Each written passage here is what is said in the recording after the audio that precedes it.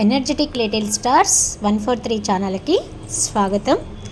First time చూసినట్లయితే మన ఛానల్ని సబ్స్క్రైబ్ చేసుకొని పక్కనే ఉన్న బెల్ ఐకాన్ని క్లిక్ చేయండి. న్యూ వీడియోస్ నోటిఫికేషన్స్ మీకు వస్తాయి. వెన్నెల్లో గోదారి ఎపిసోడ్ 7కి స్వాగతం అండి. ఫస్ట్ టైం చూసినట్లయితే మన ఛానల్ని సబ్స్క్రైబ్ చేసుకోండి, లైక్ చేయండి, సబ్స్క్రైబ్ చేయండి, పక్కనే ఉన్న బెల్ ఐకాన్ని క్లిక్ చేయండి. న్యూ వీడియోస్ నోటిఫికేషన్స్ మీకు వస్తాయి. Let's go episode 7. వెన్నెల్లో గోదారి. ఇటువంటి పరిస్థితి ఎవరికీ వచ్చి ఉండదు. అడకత్తెరలో పోకచొక్కలా అయింది నా స్థితి. తరళ ఇంత పని చేస్తుందని కలలో కూడా ఊహించలేదు. ఆనంద్ మీద బాగా కోపం వచ్చింది. నేను వెళ్ళిపోయాక తరళ తన దగ్గరికి వెళ్ళి ఉంటుంది. వాళ్ళ నాన్నతో తను ఏమన్నాడో ఆమెకి ఆనంద్ చెప్పే ఉంటాడు. ఈ షాక్ భరించలేక గోదాట్లో దూకింది. ఈ రాత్రికి ఇక్కడ పడుకో, మీ ఇంటికి నేను కబురు పంపిస్తానులే అన్నాడు ఆయన. వెళ్ళగానే పలకరించి ధైర్యం చెప్పి 2 రోజులు ఓపిక పట్టమను. ఇంకొక తండ్రి అయితే నరికి పోగులు పెట్టి ఉండేవాడు. కానీ ఆయన గారాబు కూతురామె. వచ్చిన పని మర్చిపోయి తరళ గదిలోకి వెళ్ళాను. సాంబ్రాణి పొగతో తలారబెట్టుకుంటున్న తరళ నన్ను చూసి నవ్వి, నువ్వెందుకు వచ్చావో నాకు తెలుసు. ఈ రాత్రంతా ఇక్కడే ఉండబోతున్నావు.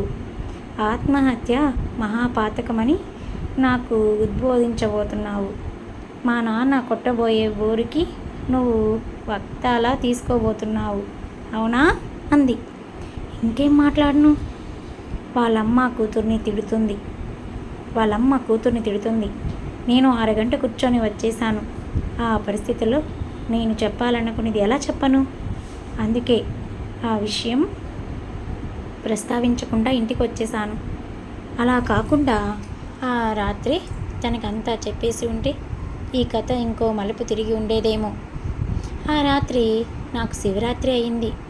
మరుసటి రోజు నేను పక్క మీద నుంచి లేచేసరికి అమ్మ, ఒసే నీకు ఇది తెలిసిందా?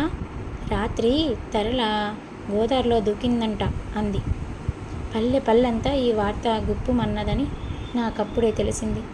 ఈ విషయాన్ని దాచే ప్రయత్నం ఏమీ చేయలేదు. తరళ పాలేరంటే కంట్రోల్ చేయగలిగాడు. కూతుర్ని ఎలా ఆపగలడు? చిత్రం ఏమిటంటే తరళ నెవరూ తప్పు పట్టట్లేదు. పైగా ప్రేమంటే అలా ఉండాలని అనుకున్నాడు. ఇంతకాలం తిరిగి ఇప్పుడు కాదంటాడా అని ఆనందనే తిట్టారు. ఆ ఇద్దరితో పాటు నేను ఉన్నానన్న విషయం అందరూ మర్చిపోయారు. అదే పని నేను చేసి ఉంటే భోగం వేషాలు వేసి అతన్ని వలలో వేసుకుందామని ప్రయత్నించింది. ఆ ప్రయత్నంలో ఏ కడుపో వచ్చి గోదావరిలో దూకింది అని ఉండేవారు. సమాజం స్థాయిలో పరపతి మనుషుల ఆలోచన విధానం మీద ఎలా ప్రభావం చూపిస్తాయో నాకప్పుడే తెలిసింది. ఒక కోడిని పట్టుకోవటం కోసం నలుగురు దాన్ని మూలకి తోసి ఎటు వెళ్ళని ఇరకాటాన పడేస్తారు. అలా క్రమక్రమంగా ఇరుక్కుపోయాను. వెళ్ళిపోతున్నట్టుంది నాకు. ఒక్కొక్క ద్వారం మూసుకుపోతున్నట్టుంది. ఈ తాకిడికి తట్టుకున్నవాడు ఆనంద్ ఒక్కడే. నాకు చిన్న చీటీ పంపించాడు. ఇంకా ఆలస్యాలు, ముహూర్తం కోసం ఆగటాలు అనవసరం. సాయంత్రం గుడికి రా, పురోహితుణ్ణి, మంగళసూత్రాన్ని నేను తీసుకువస్తాను. 3 వాక్యాలు ఆ చీటీలో. ఆ కాగితాన్ని ఆ చేతుల్లోనే అలాగే చాలాసేపు ఉండిపోయింది. గుండెల నిండా భయం, వణుకు, ఎటు తేల్చుకోలేని స్థితి. ఆనంద్ ఈ నిర్ణయం ఇంత తొందరగా అమలు జరుపుతాడనుకోలేదు. నేను అదోలా ఉండటం అమ్మ కనిపెట్టి అడిగింది. ఏదో చెప్పి తప్పించుకున్నాను. సాయంత్రం అవుతున్న కొద్దీ నాలో ఉద్వేగం పెరగసాగింది. ఇంట్లోంచి బయటకు వచ్చే ధైర్యం చేయలేకపోయాను. మావయ్యని తలుచుకుంటే భయం. తనేమీ చేయలేడు. కానీ ఆ భయం అలా ఉండిపోయింది. చీకటి పడింది. కాలుగాలిన పిల్లిలా ఒక గదిలోంచి మరో గదిలోకి పచార్లు చేయసాగాను. ఇందులో తెలియదు కానీ ఏడుపొస్తుంది. నా మీద నాకే కోపం, విసుగు. 6:30 అయింది. 7:30. ఇక ఆగలేకపోయాను. వాచి కూడా విప్పేసి గదిలో టేబుల్ మీద ఉంచి మెట్లు దిగాను. ఇంత రాత్రప్పుడు ఎక్కడికే అంది అమ్మ.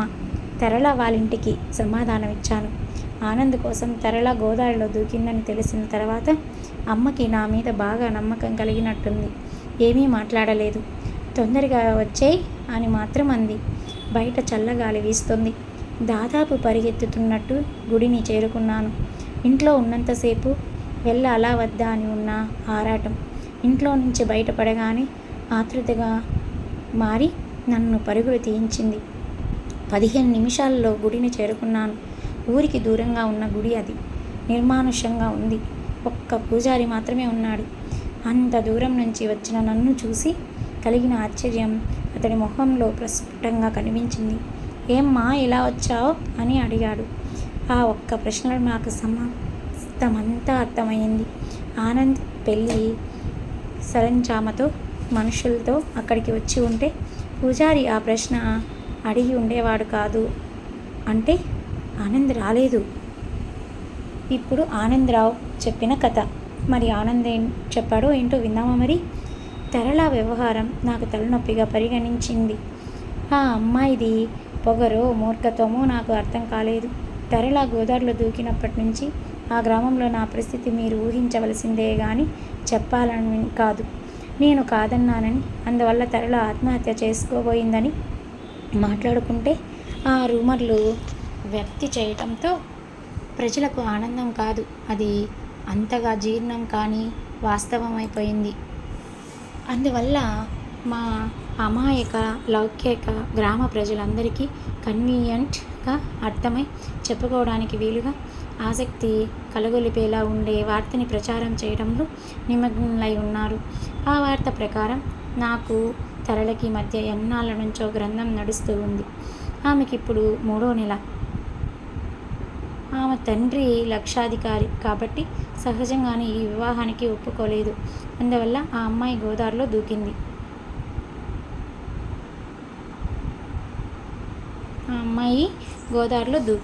అని ప్రచారాలు జరిగిపోతున్నాయి. ఎలా ఉందండి? నెక్స్ట్ ఏం జరుగుతుందో అని తెలుసుకోవాలని ఆతృతగా ఉందా? మరి మన ఛానల్ని సబ్స్క్రైబ్ చేయండి ఫ్రెండ్స్, లైక్ చేయండి. ఇలాంటి మరిన్ని వీడియోస్ కోసం చాలా వేగంగా ప్రయాణం చేయగల శక్తివంతమైన ఈ రుమారు సహజంగా చుట్టుపక్కల గ్రామాలకి కూడా త్వరగా చెందింది. ఒకరిద్దరు నా వద్దకు వచ్చి తరళ తండ్రిని ఎదిరించైనా సరే ఈ వివాహం చేసుకోమని సలహా ఇచ్చారు. ఈ ఒక్కరిద్దరే తరళ తండ్రి వద్దకు వెళ్ళి నా గురించి చెడుగా చెప్పి వీలైతే నన్ను కొట్టించమని కూడా సలహా ఇచ్చి ఉంటారని నేను ఊహించగలను. ప్రమదవర చెప్పిన మాటలు వినకపోవటంలో గల తప్పు నాకు ఇప్పుడే అర్థమవుతుంది. తరళకి ఈ విషయం ముందే చెప్పేసి ఉంటే ఈ గొడవ లేకపోవును. ఆమె అన్నట్టు గోటితో పోయేదాన్ని గొడ్డలి వరకు అనవసరంగా తెచ్చుకున్నాము. ఎంతైనా కానీ నేను చేసిన దానిలో తప్పు లేదని నాకు తెలుసు. తరళ అడగందే నేను నిన్ను ప్రేమించడం లేదని ఎలా చెప్పటం? ఆ అమ్మాయి ఏమాత్రం తెలివైనదైనా వెంటనే గ్రహించేలా ఉంది. ఆ మాత్రం తెలివితేటలుంటే తరళ ఎందుకు అవుతుంది? నేను ఇంకా ఈ విషయాలు ఏమీ పట్టించుకోదలుచుకోలేదు. ఆ అమ్మాయి గోదావరిలో దూకని సముద్రంలో దూకని నాకు అనవసరం. ప్రమద్వరిని వివాహం చేసుకుంటే మా రూమర్లన్నిటికీ ఆనకట్టబడుతుంది. తన ప్రేమకి ప్రేమ కట్టి ఊరంతా ప్రచారం చేసుకోవడం తరళ తప్పు. నా దగ్గర కనీసం ఒక్క మాట కూడా చెప్పకుండా ఈ హడావిడంతా ఎవరు చేయమన్నారామని ఇవన్నీ ఆలోచించి చివరికి ఒక నిర్ణయానికి వచ్చి ప్రమదరికి ఉత్తరం రాశాను. సాయంత్రం గుడికి రమ్మని, అక్కడ పెళ్ళి చేసుకుందామని. ఒక్కసారి ఈ తంతు కాస్త జరిగిపోతే మిగతా విషయాలన్నీ వాటంతట అవే సర్దుకుంటాయని నాకు తెలుసు. ఆ రోజు నా ఆరోగ్యం కూడా అంతగా బాగోలేదు. 2 రోజుల నుంచి బాగా దగ్గు వస్తుంది. పెళ్ళైన మరుక్షణం నుంచి సిగరెట్స్ మానేయాలి. పొద్దున్నే పొరుగురికి వెళ్ళి అక్కడి పురోహితుడిని రమ్మని చెప్పాను. ఈ ఊరి వాడైతే కొన్ని ప్రమాదాలు ఉన్నాయని నాకు తెలుసు. మరుసటి రోజు నుంచి సెలవు పెట్టాను. వివాహం అవగానే ఈ ఊరి నుంచి కొద్ది కాలం బయట తిరిగి రావాలి. నాకు పర్వాలేదు కానీ ఈ గ్రామ ప్రజల్ని ప్రమదవర తట్టుకోలేదు. సాయంత్రం అయిందని ఇక గుడికి వెళ్దామని అనుకుంటూ ఉండగా అప్పుడొచ్చింది గుండెల్లో నొప్పి సన్నగా. ముందు దాన్ని అంతగా పట్టించుకోలేదు కానీ సమయం గడిచే కొద్దీ అది ఎక్కువ అవ్వసాగింది. ఇక భరించలేక డాక్టర్ దగ్గరికి వెళ్ళాను. విరమధర ఈ పాటి గుడికి వెళ్ళి ఉంటుందని అనుకున్నాను. డాక్టర్ దగ్గర నుంచి త్వరగా బయటపడాలన్న నా కోరిక సులభంగా తీరలేదు. దాదాపు గంట సేపు పరీక్షలు జరిపించాడు. అప్పటికి 6:30 అయింది. డాక్టర్ రిజల్ట్ మరుసటి రోజు చెప్తానన్నాడు. నేను దాని గురించి అంతగా పట్టించుకోలేదు. బాగా నీరసంగా ఉంది. అయినా ఉరుకులు పరుగుల మీద గుడికి వెళ్ళాను. ప్రమిదర లేదు. లోపల పూజారి ఒక్కడే ఉన్నాడు. అంతా దీన్ని పలకరించాను. మాటల్లో ఎక్కడా ప్రమదర వచ్చి వెళ్ళిపోయినట్టు అతడు చెప్పలేదు. పేరు చెప్పకుండా విషయం రాపట్టడానికి ప్రయత్నించాను. ఆ గుడికి చివరి భక్తుడు వచ్చి వారం రోజులైందని, జీవనం కష్టంగా ఉందని సోదంతా చెప్పుకొచ్చాడు పూజారి. 7:30 అయింది. ప్రమదర రాలేదు. బహుశా భయపడి ఉంటుంది. ఆ అమ్మాయి భయాన్ని అర్థం చేసుకోగలను. గుడి నుంచి బయటకొచ్చి అక్కడే వేచి ఉన్న పురోహితుడిని వెళ్ళిపోమ్మని ప్రమదర ఇంటికి బయలుదేరాను. నాకు తన మీద కోపం రాలేదు. ఎంతో ధైర్యం ఉంటే తప్ప ఇంటి నుంచి ఒక ఆడపిల్ల ఒంటరిగా బయటపడడం అంత సులభం కాదు. అయినా ఇంత చాటుగా ఏదో తప్పు చేసినట్టు పెళ్లి చేసుకోవాల్సిన కర్మ నాకేం పట్టింది అనిపించింది. రోడ్డు మీద నడుస్తూ ఉంటే ఎదురుగా మోపేడ్ మీద డాక్టర్ వస్తూ కనిపించాడు. నన్ను చూడగానే మోపేడ్ ఆపి, మీ గురించి అర్జెంటుగా వస్తున్నాను అన్నాడు. విషయం ఏమిటి అని అడిగాను. అక్కడ చెప్పకుండా క్లినిక్కి తీసుకెళ్లాడు. అక్కడ ఇంకో డాక్టర్ ఉన్నాడు. ఆయన్ని పరిచయం చేస్తూ, పట్నంలో ఈయన కార్డియాలిస్ట్, నా స్నేహితుడు. లక్కీగా ఈరోజు వచ్చాడు. మీ రిపోర్ట్లు చూస్తే నాకు అనుమానం వచ్చింది. ఈయనకి చూపించాను. మీరొక్కసారి పట్నం వెళ్ళి చూపించుకుంటే మంచిదని ఈయన అభిప్రాయపడుతున్నాడు అన్నాడు. ఏమిటి మీ అనుమానం అని అడిగాను.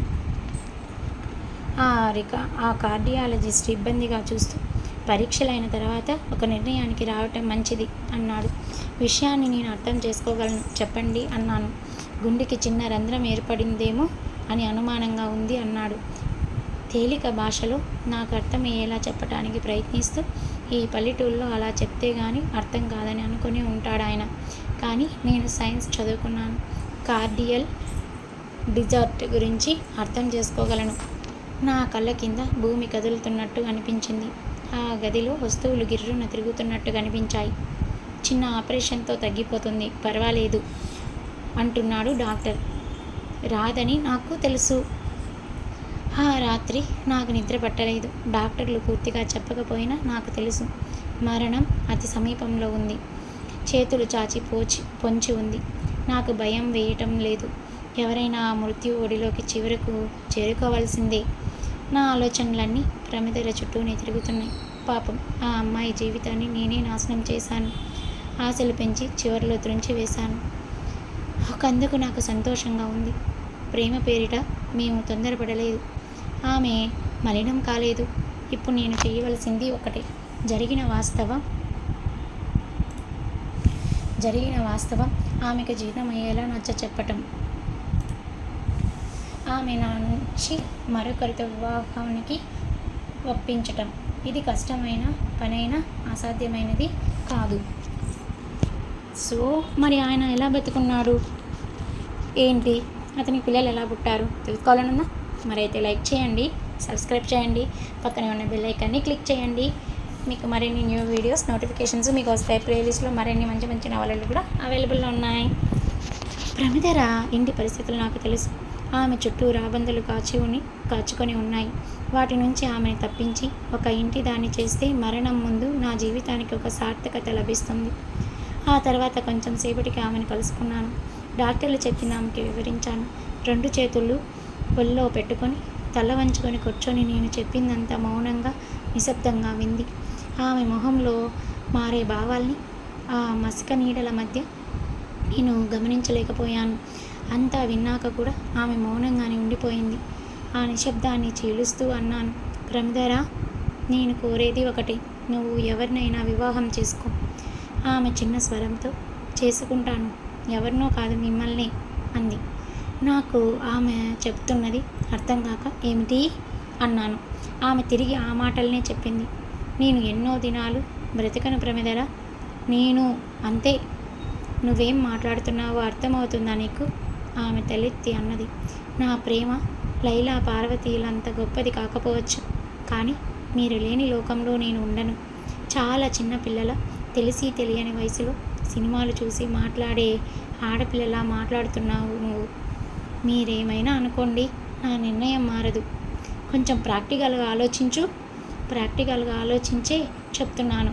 మీరే కానీ నా జీవితంలోకి రాకపోయి ఉంటే నా తల్లి, నా మావయ్య కలిసి నా బ్రతుకు ఏనాడు కుక్కలు చింపిన విస్తరి చేసి ఉండేవారు. మీ స్నేహమే నన్ను వారికెదురుగా ధైర్యంగా నిలబెట్టింది. ఇప్పుడు మీరు కాదంటే నన్ను వాళ్ళు కబలించి వేస్తారు. అందుకని ఏం చేస్తావు ప్రమధర? మనం ఈ ఊరి నుంచి వెళ్ళిపోదాం. నాకేదో ఒక చిన్న ఉద్యోగం దొరకపోదు. సాధ్యమైనంతలో మీకు వైద్యం సహాయం జరిగేలా చూద్దాం. నాకు నవ్వొచ్చింది. ఈ సర్జరీకి సాధ్యమైనంతలో అన్న పదం లేదు. అది జరిగితే బతుకుతాను, జరగకపోతే బ్రతకను, అంతే. నీ నోటికి చెబుతాను వింటావా? నేను ఒకటి చెప్తాను వింటావా? ఏమిటన్నట్టు చూసింది ప్రమిధర. నువ్వు మీ ఇంట్లో నుంచి బయటపడటం చాలా ముఖ్యం. నేను బ్రతికి ఉండగానే అది జరగాలి. నీకు మంచి సంబంధం చూస్తాను. ఈసారి ఆమె నవ్వింది.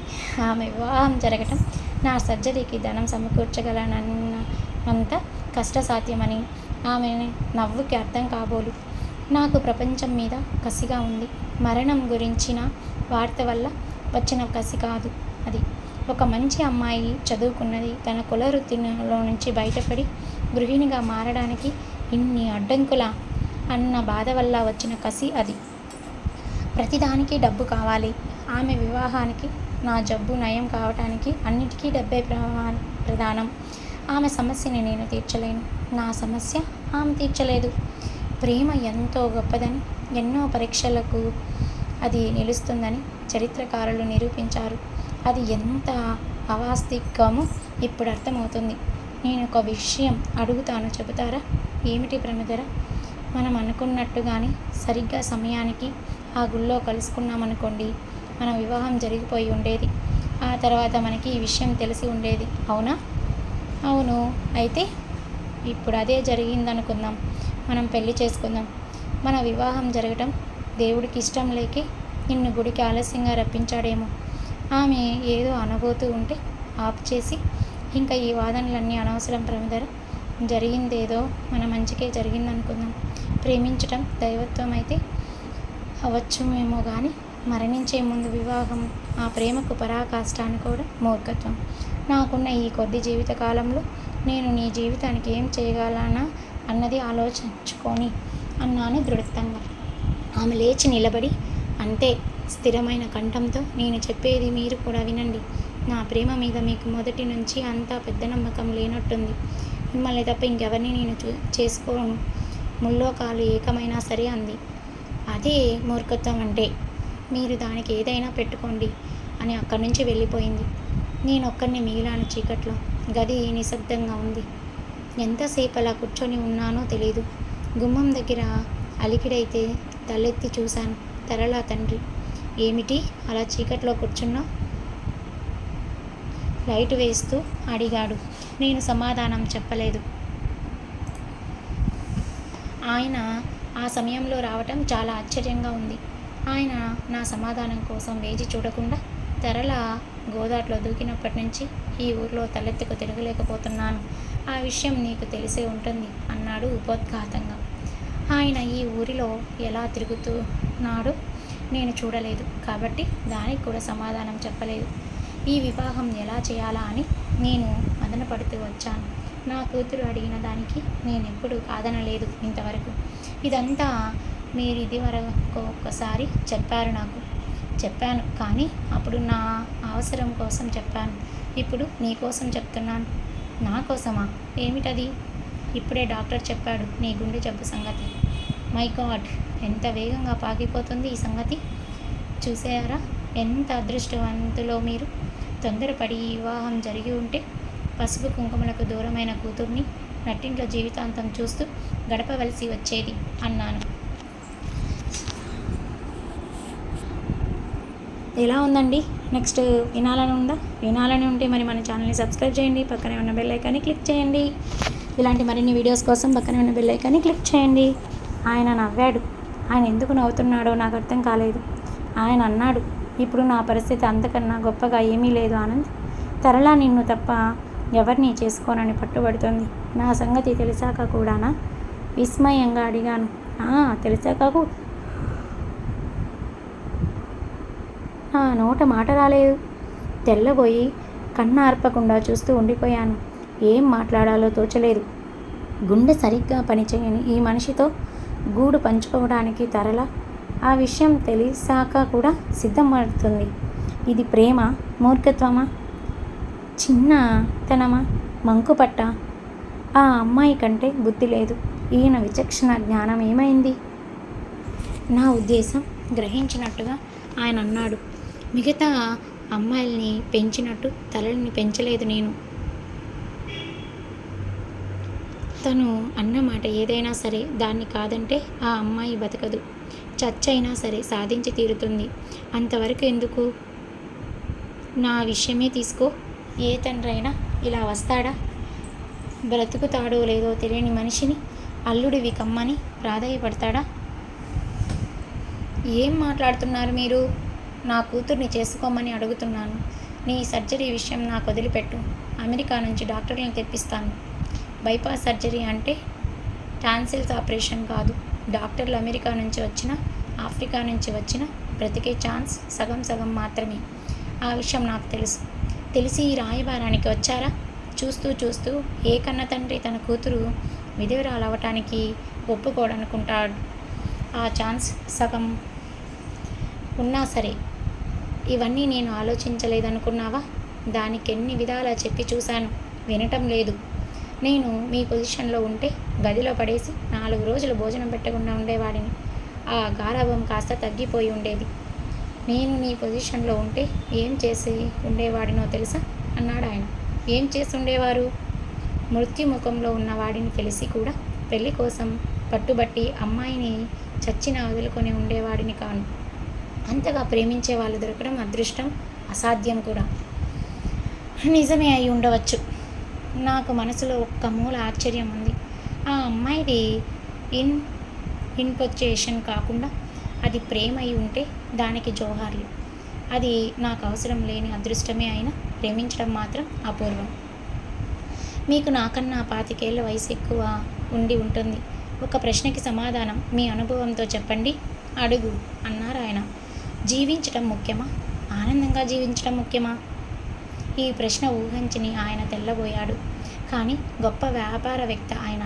తన తడబాటు కనపడనీయకుండా వెంటనే తేరుకొని జీవించటం అంటూ కొనసాగుతూనే ఆనందం కోసం ఎలాగూ వెతుక్కుంటాడు మనిషి. కాబట్టి జీవించటం ముఖ్యం అన్నాడు.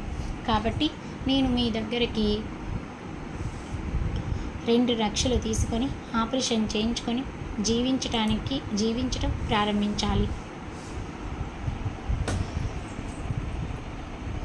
దానికి ప్రతిగా మీ కూతుర్ని వివాహం ఆడాలి. మీ థియరీ ప్రకారం జీవించటం మొదలుపెట్టాక వివాహం జరిగాక ఎలాగో అందులో ఆనందం వెతుక్కోవడం తప్పదు. కాబట్టి మేమిద్దరం సుఖంగా ఉంటాం. అంతే అన్నాడు ఆయన.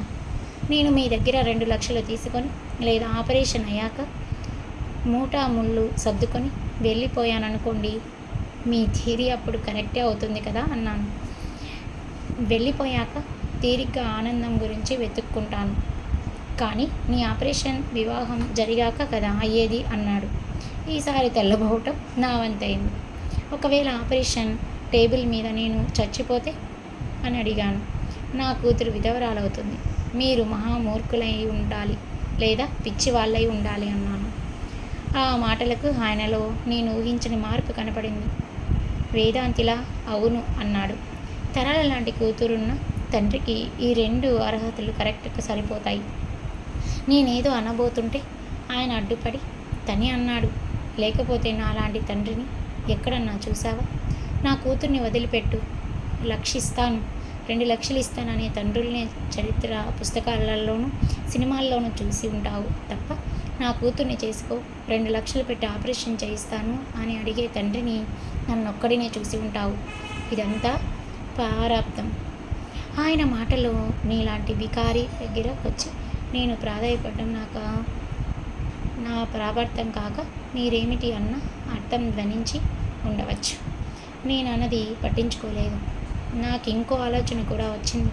డబ్బుతో దేన్నైనా కొనవచ్చు అనుకొని ఈ తండ్రి కూతుళ్ళ అహంభావానికి తగిన గుణపాఠం చెప్పాలంటే వివాహం చేసుకొని ఆపరేషన్ అయ్యాక చెప్పకుండా చెక్కేయటమే. కానీ క్షణాల్లోనే నా ఆలోచనకి నాకే సిగ్గేసింది. నేను లేచి నిలబడి చేతులు జోడించి మీరిచ్చిన అవకాశానికి కృతజ్ఞతలు అన్నాను. ఇంతకీ నేను చెప్పింది నా నిర్ణయంలో మార్పు లేదు, క్షమించండి. ఆయన వెళ్ళిపోలేదు. ఆగి మళ్ళీ మరొకసారి ఆలోచించు అన్నాడు. ఇంకా ఆలోచించేదేమీ లేదు. తెరలకి తండ్రిగా మీరు పడే కష్టం చూస్తూ ఆవిడికి భర్తగా పదవి స్వీకరించలేను. దానికి బదులు ఈ గుండె జబ్బుతో మరణించటమే మంచిదనుకుంటున్నాను. ఆయన మొహం ఎర్రబడింది. నన్నేమైనా అనుకొని నా కూతుర్ని మాత్రం ఏమీ అనుకు. నేను భరించలేను. నేను మీకంటే చిన్నవాడినైనా మీకో సలహా చెప్పడానికి సాహసిస్తాను. వింటే వినండి. పిల్లల్ని పెంచే విధానం ఇది కాదు. ఈ రోజు కాకపోతే రేపన్నా మీరు చిక్కుల్లో పడతారు మీ కూతురు వల్ల. ఆయన మొహం మరింత జరువరించింది. కోరి వచ్చాను కదా అని ఇష్టం వచ్చినట్లు మాట్లాడకు అన్నాడు. మీరు మరీ మగ వరుదునిలా మాట్లాడుతున్నారు. ఆయన పెద్దగా అడుగుల శబ్దం చేసుకుంటూ కోపంగా వెళ్ళిపోయాడు అక్కడి నుంచి. మరి అక్కడి నుంచి వెళ్ళిపోయాక ఏం జరుగుతుంది? ఆయన ఏంటి? అతని కూతురికి ఆనంద్కి ఎలా పెళ్లి జరుగుతుంది? మరి ప్రమిదర ఎవరిని చేసుకుంటుంది? తరళకి ఆనంద్కి ఎలా పెళ్లి జరుగుతుంది అనేది నెక్స్ట్ ఎపిసోడ్లో చూద్దామా? చూసే ముందు మన ఛానల్ మీకు నచ్చినట్లయితే లైక్ చేయండి, సబ్స్క్రైబ్ చేయండి, పక్కనే ఉన్న బెల్ ఐకాన్ని క్లిక్ చేయండి. Thanks for watching. Please subscribe. మరి ఏం జరుగుతుందో నెక్స్ట్ ఎపిసోడ్లో చూద్దామా? చూసే ముందు మన ఛానల్ నచ్చినట్లయితే లైక్ చేయండి, సబ్స్క్రైబ్ చేసుకొని పక్కనే ఉన్న బెల్ ఐకాన్ని క్లిక్ చేయండి. సపోర్ట్ మీ. పిల్లలకి మంచి మంచి కథలు, నవలలు, ఎడ్యుకేషన్ రిలేటెడ్ అండ్ సరదాగా కాసేపు నవ్వుకోవడానికి ఫన్నీ జోక్స్ మన ఛానల్లో అవైలబుల్లో ఉంటాయి. పిల్లలు సరదాగా షార్ట్స్లో ఫన్నీ జోక్స్, డ్యాన్స్ కూడా ఉంటాయి. చూసి ఎంజాయ్ చేయండి.